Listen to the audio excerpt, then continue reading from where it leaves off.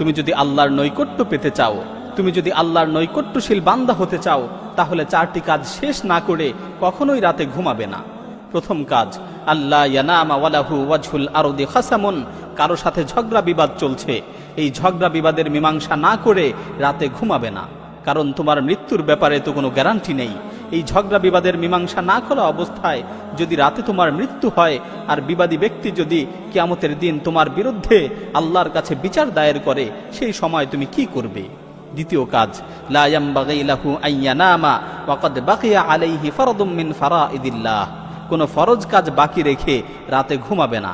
আল্লাহ তাআলা তোমার উপর যেই কাজগুলোকে ফরজ করেছেন সেগুলো আদায় না করে রাতে ঘুমাবে না।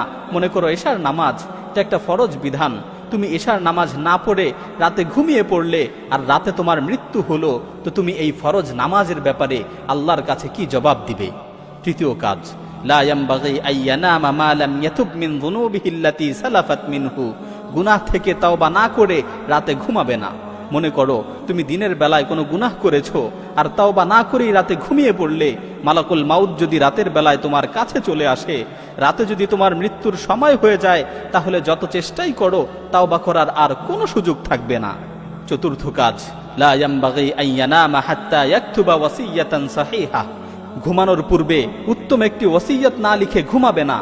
কারণ তোমার মৃত্যুর তো কোনো নিশ্চয়তা নেই। রাতের বেলায় যদি তুমি মৃত্যুবরণ করো, তাহলে ওসিয়ত করার আর কোনো সুযোগ থাকবে না, তাহলে ওসিয়ত করার আর কোনো সুযোগ পাবে না।